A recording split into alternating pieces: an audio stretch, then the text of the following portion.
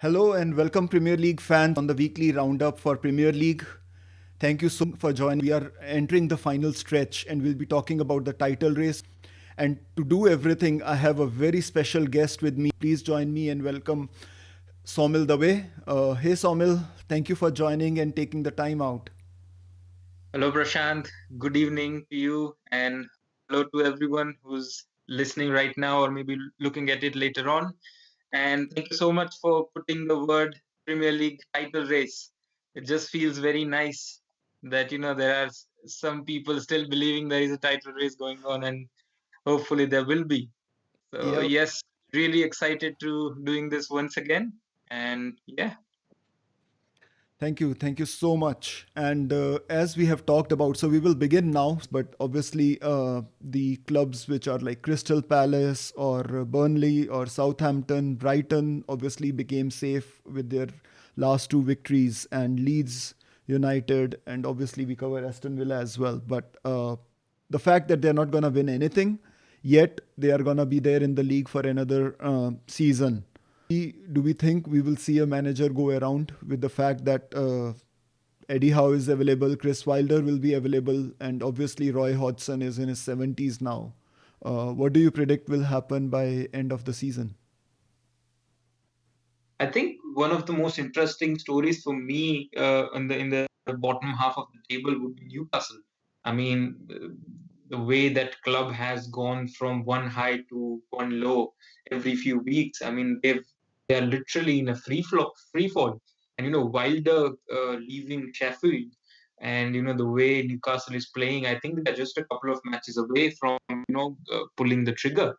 So it will be really interesting to see where that goes. But they are more towards the bottom end of the table. I think just to continue from the clubs that we left, I think there is a serious chance that someone like Liverpool will miss out on European football completely. And after the kind of start that Everton had, and the way they were playing, and again Arsenal as well. These are some of the very big names, and clubs that have spent very heavily to probably completely miss out on European football next season. I mean, Arsenal still have that chance of winning the Europa League and getting into the Champions League, but I don't think purely from the position on the table they are going to make it. And yes, those clubs in middle, Crystal Palace and Wolves, Southampton, it's a tricky one for them. There isn't really much to play for, but these days every single position is worth, I don't know, a few million Few pounds, I'm million. sure. True. True. Yes, exactly. So there is always something to play for, considering the fact that it's been a tough year for every single club financially. So there'll always be motivation, and I don't think any of those managers are in a danger of getting the boot. But they'll have a very huge say in terms of what happens on in the European spots or and the relegation spots, because those teams are always very tricky to play at the end of the season. So yes, it's really fascinating to see how from number 9 to number 14, 15 pans out, because every single club could go on a winning streak of 3, 4 matches, and it could be a completely different season for them. I mean, you are absolutely right in terms of these middle nowhere to go clubs. And for some of them, it's very strange because survival, whether just survival is sufficient or go for more ambitious goals is more important. Like Brighton, for example, Chris Houghton was sacked, even though the club survived because the club had high expectations. And for last two seasons, Graham Potter hasn't achieved anything. I mean, he just barely helped them in surviving. Or even Ralph Hasenhuttl. Yes, the play is very good. They excite us, but the results haven't been coming. So where do they go from there? I think for those couple of clubs, I mean, what they aspire to be is a uh, top half club, and for Brighton, our good friend XG has put them as the unluckiest team in the league. I mean, the way they play. that the finishing has been so bad this season that it's not even a joke anymore. They purely from a statistical perspective, they should be comfortably into the top 10. But they are just, apart from the last couple of wins, they were really struggling in the table. Yep. And same with Southampton. I mean, they were top of the table at one point of time. Time. Surely very early in the season, but 7, 8 games in, they were, I think, in the first time in their history they went top of the table. Since then they've had some remarkable wins, some great performances.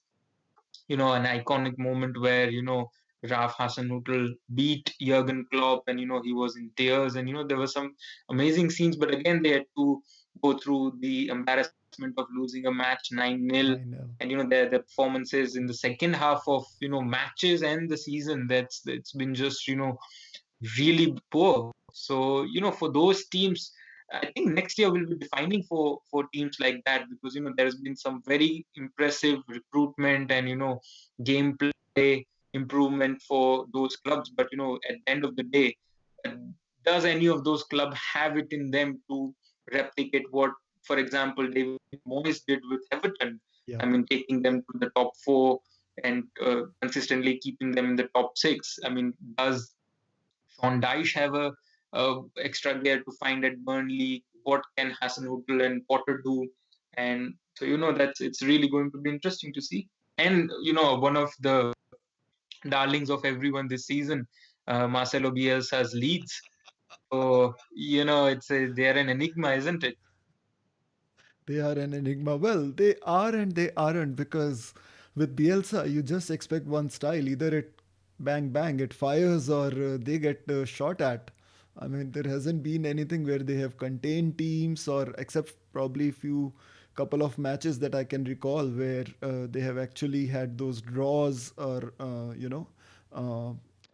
we felt like they wouldn't be scoring. But other than that, I mean, every match they have either been scored against, or they have scored themselves for free. Absolutely. I mean, they're a very interesting team, and it'll be interesting to see what they do in the last few games, Yeah, because yeah. Bielsa's future is up in the air, and now they are into a very dangerous territory. I mean, in the last 2, 3 years, they kept on threatening to get promoted, and this was a fairy tale season for them. But now, for so many of their players, the big teams will be out. I mean, Rafinha is already linked with moves away. Yes. Bamford, I mean, he finally will. Is it a one-off season, or finally at 27, 28, he's realizing his true potential? So, of course, the team is so much built on the ethos and the philosophy that Marcelo Bielsa has.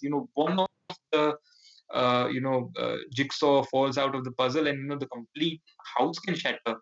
And Bielsa's future is in doubt, and so many players with links from I mean linked away from the club, and even the ownership. There has been a lot of rumors about ownership structure and things like that. So it will be interesting to see where they go in this summer.